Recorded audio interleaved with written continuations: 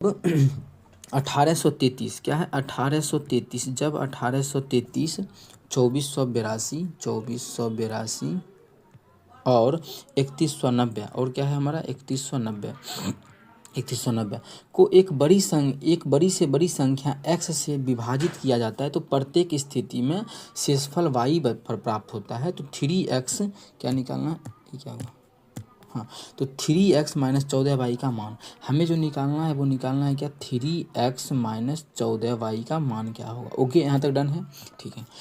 लेकिन हमें x Y तो चाहिए। एक्स क्या है, तो एक्स बोल रहा है कि वह बड़ी से बड़ी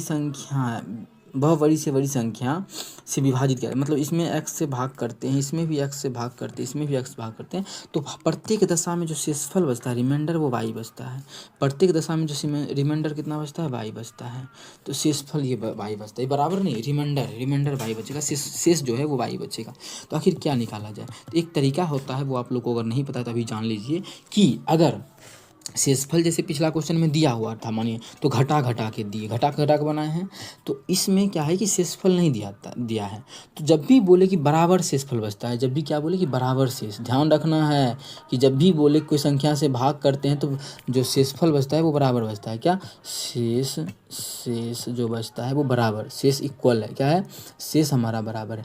अगर शेष बराबर बचे तो एक चीज़ याद रखिएगा, डायरेक्ट जो है इसका डिफरेंस निकाल लेना है, डायरेक्ट डिफरेंस निकालना है। डिफरेंस का जो HCF होगा वही हमारा संख्या होगा, x का मान वही हमारा बड़ी से बड़ी संख्या होगा।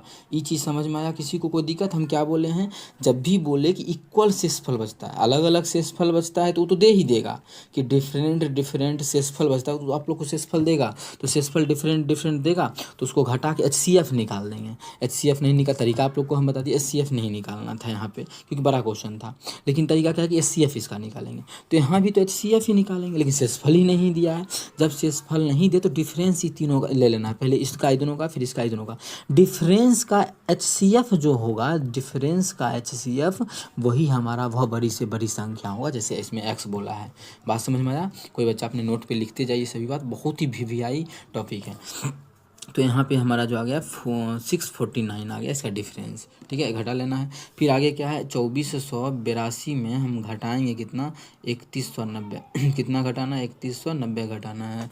तो 3190 घटाएंगे तो 10 में से 2 गया तो 8 हो जाएगा 8 में से 8 गया तो 0, ये बच गया हमारा 31 में से 7, कितना आ गया 708। तो अब जो है इसका क्या लेंगे, इसका HCF लेंगे, इसका HCF वो हमारा क्या हो जाएगा, x का मान, x ही तो बोला ना क्वेश्चन में कि बड़ी से बड़ी संख्या x से विभाजित किया जाता है, किससे विभाजित, तो x का वही आंसर होगा।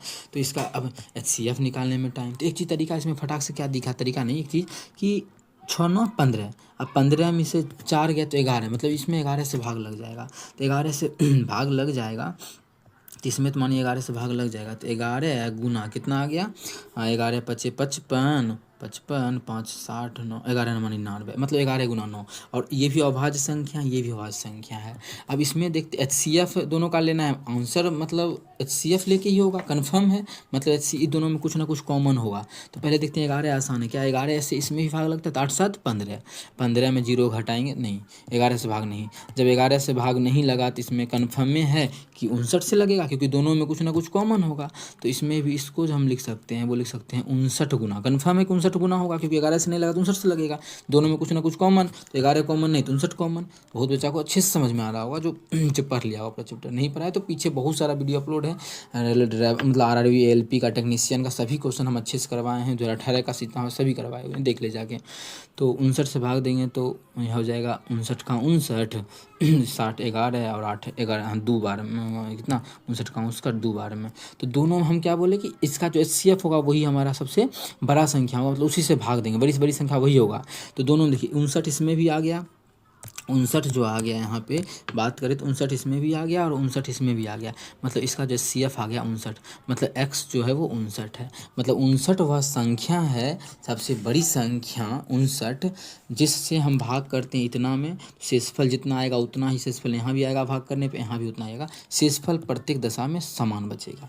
बहुत ही आसान तरीका, अच्छे से समझना है, ठीक है। अब आगे क्या किया जाए, तो आगे एक लाजवाब तरीका और है क्या। अब हमें क्या निकालना है, क्वेश्चन में बोला है कि एक्स का तो मान आ गया, तो 3 गुना एक्स का मान कितना आ गया 59 माइनस 14 गुना, अब क्या किया जाए वाई का मान निकालना है, तो ठीक है वाई का निकल जाएगा। कैसे, तो किसी में भाग कर देते, तो इसमें भाग करना आसान है, यही बोला है कि वाई क्या है, शेषफल है, तो इसमें भाग करके सभी में शेषफल बराबर ही बच रहा है, तो कहीं भाग करेंगे शेषफल बराबर हो जाएगा, तो यहीं पर काहे ना भाग कर दें शेषफल। तो 59 का 59, 59 दूना 118, 59 दिया तो 9 तिया 27 के 7 बाकी 1, 5 तिया 15, 1 16 हैं, 9 तिया 27 के 7 बाकी 2, 5 तिया 15, 15 2 17, कितना 177 आ गया, कितना आ गया यहाँ पे 3 बार में 177, 177 78 89 80 कितना 83 है ना यहाँ पे, तो 3 3 6 3 63, तो 3 बार में लगा, फिर एक बार में 59 का 59 4, मतलब शेषफल जो बच गया वो कितना बच गया 4, मतलब यहाँ पे भी 4 बचा, तो सगरो 4 बचा होगा, क्योंकि शेषफल क्या बचता है कि बाई बचता है, समान बचता है, मतलब बाई का मान आ गया 4, बस यहाँ से सॉल्व कर लेंगे आंसर।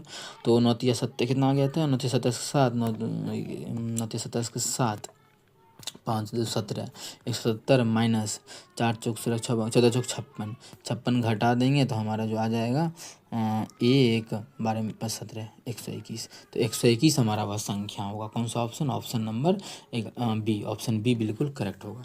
उम्मीद करते हैं समझ में आ गया होगा। कहीं भी किसी प्रकार का कोई भी दिक्कत हो कमेंट करके पूछना है। बहुत बेहतरीन तरीका ये क्वेश्चन का भी तरीका है।